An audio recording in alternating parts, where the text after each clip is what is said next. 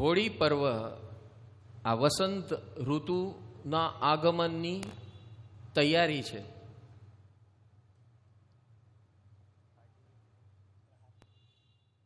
અને આ વસંત ઋતુ પતઝડ ઋતુનો અંત એટલે હોળી પર્વ. બરાબર કે નહીં? હવે વિચાર એમ થશે કે આ જૈનોમાં આ બધું ક્યાંથી આવી ગયું? है जिन परमात्मा मार्ग नी अंदर, जिन परमात्मा के मार्ग में हर चीज लॉ ऑफ नेचर के मुताबिक है, कुदरत का कानून यही जिन मार्ग है. जिन मार्ग की वाणी के अंदर मात्र ये प्रकृति कैसे चल रही है और उस प्रकृति के मुताबिक हमें अपने आप को कैसे ढालना है. ये पूरी नवरात्रि आराधना नवपद साधना क्या है? कैवल्य पद को प्रकट करना, सिद्ध पद को, परम मुक्ति की अवस्था को प्रकट करना. हम मुक्त कब हो पाएंगे? जब हमें ये माहौल जो मिल रहा है, प्राकृतिक माहौल, हमारे घर का माहौल अलग हो सकता है हमारे विचार के मुताबिक, लेकिन प्रकृति का माहौल कभी बदलता नहीं है. मौसम आती है कि नहीं? सब बधी ऋतु आवे छे कि नहीं? કે આપણી મરજી પ્રમાણે આવે છે? હા, બરાબર છે. ઠંડી આવે, ઝાડ ઉપર પાંદડા ખરવા માંડે, ઠંડી જાય એટલે થાય છે કે નહીં? આ પ્રકૃતિની અંદર ગોઠવણ છે કે કોઈના ઘરની વાત છે? બરાબર છે. તો એ શું સૂચિત કરે છે કે ભાઈ અમે પણ અમારો ભૂતકાળ છોડી રહ્યા છે. શું કરી રહ્યા છે? અમે પણ અમારો ભૂતકાળ છોડી રહ્યા છે. સુકાયેલા પત્તા નીચે પડે છે, સુકાયેલી ડાળીઓ નીચે પડે છે. બરાબર કે નહીં? હે, પણ આપણે સુકાયેલા એવા ને એવા ઊભા રહીએ છીએ. બરાબર કે નહીં? સુકાઈ ગયા એ તૈયારી જ નથી બતાવવાની. ભાઈ અમે સુકાયેલા જ નથી.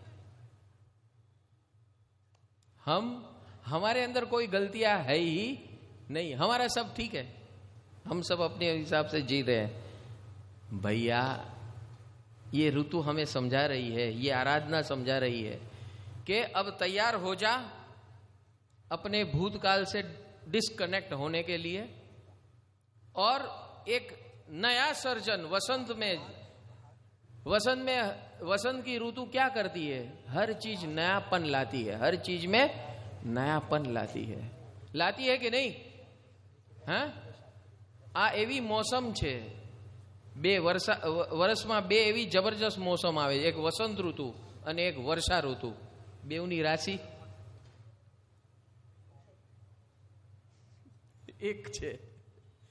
वसंत अने वर्षा, आ बे मौसम नी अंदर, वसंत नी अंदर मन झूमे छे, हाँ, અને વર્ષા ઋતુની અંદર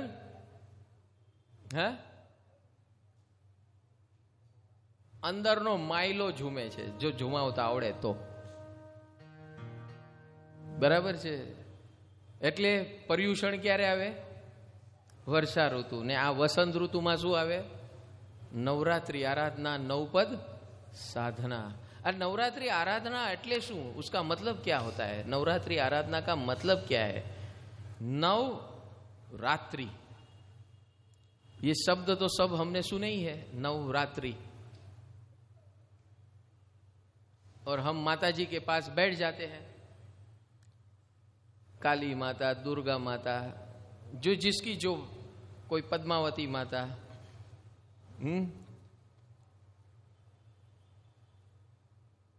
भारत ये माताओं की परंपरा है, यहां माताओं की कमी नहीं है.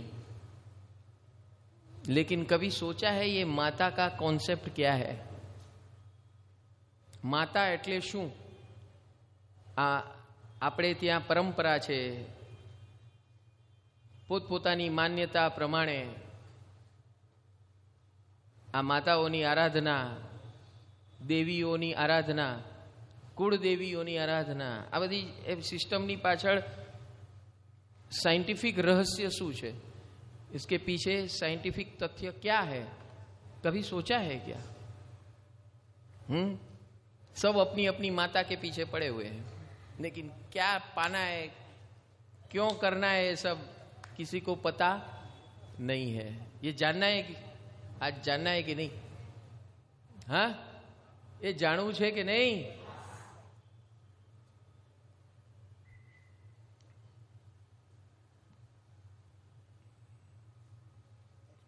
એક વાર અમેરિકન આવ્યો પહેલી વાર ભારતમાં, એટલે બિચારો આજથી 50 વર્ષ પહેલાની વાત છે. જ્યાં જાય ત્યાં, જે ગામમાં જાય ત્યાંના માતાજી ના પેલા દર્શન કરાવવામાં આવે, પછી ગામમાં એન્ટ્રી મળે એને. જે ગામવાળા હોય પેલા કે અમારા માતાના દર્શન કરો, એટલે જે ગામમાં જાય એટલે એને 2-3 ગામમાં ગયો એટલે એને થયું કે હવે આપણો પ્રોગ્રામ કોઈ પણ ગામમાં જવું એટલે તૈયારી રાખવાની, કોઈક નવા માતાજીને મળશું. કારણ કે દરેક ગામવાળા પાછા કે અમારા માતાજી છે ખાસ સ્પેશિયલ, બરાબર ને? એવી રીતે એ 5, 7, 10 ગામ ફેર્યો. પછી એને જે ફેરવનારો ગાઈડ હતો ને એને કે આ તમારી ભારતમાં માતાજીઓ કેટલા? હે? અને બધા પોતપોતાના માતાજીની વિશેષતા કરે. તો એને આશ્ચર્ય થયું કે ભાઈ જેટલા ગામ એટલા માતાજી. હે, આમાંથી બેસ્ટ માતાજી કયા? કે જે બધાનું, આ બધા માતાજીનું કામ કરે એવા માતાજી કયા? તો કે હા, એ વેરાયટી છે આપણી પાસે. એક બ્રાહ્મણ મળી ગયો તો કે આપણી પાસે છે ઈ શોર્ટ ફોર્મમાં બધા માતાજી એક માતાજીમાં આવી જાય એવા. અમારે ત્યાં એ શોર્ટ ફોર્મમાં 3 માતાજી છે. તો કે કયા? તો કે સૌથી પહેલા કાલી માતા, મહાકાલી, બીજા મહાલક્ષ્મી ને ત્રીજા મહાસરસ્વતી. હે, કે આ 3 માતાજીની અંદર દુનિયા, અમારા ભારતના બધા માતાજી આવી જાય. તો કે ભાઈ હવે મને એ વાત કરો, આ તમે નામ આટલા બધામાંથી 3માં આવ્યા, પણ માતાજી એટલે શું એ તો બતાવો. તો કે એ બધું વધારે પૂછવું નહીં, અમને જેમ પરંપરામાં મળ્યું એ તમને સમજાવી દઈએ, બાકી પકડવું હોય તો પકડો, નહીં તો હાલતી પકડો.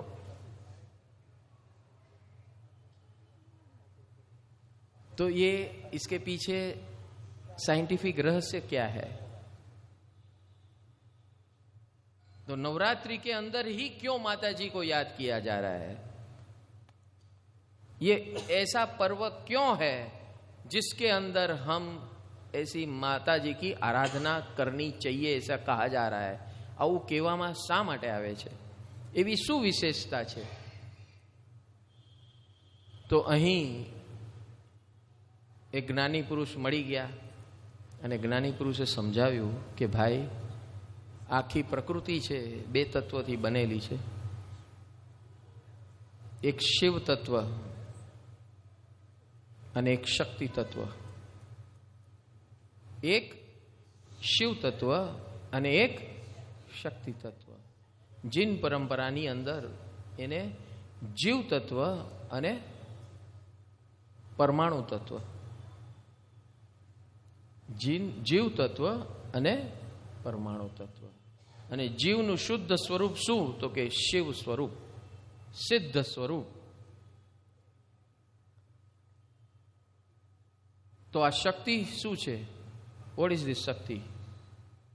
And why we should do this aradhana? આ આરાધના કરવાની પાછળનું તથ્ય શું છે? તો જ્ઞાનીએ સમજાવ્યું કે ભાઈ આપણે જે જીવન જીવી રહ્યા છે એની અંદર વિવિધ પ્રકારની શક્તિઓની જરૂરત છે. છે કે નહીં? છે કે નહીં?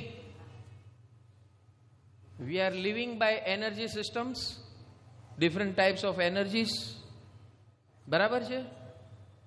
શક્તિ એટલે પરમાણુની વિવિધ પ્રકારની એનર્જી સિસ્ટમ્સ, અને એ વ્યવહાર ચલાવવા માટે જરૂરી છે. શું ચલાવવા માટે? વ્યવહાર. આપણે સવારથી સાંજ સુધી કામ કરવું હોય તો આ શરીરમાં શક્તિ હશે તો કામ થશે કે નહીં, કે એમને એમ થશે? હે, બરાબર છે.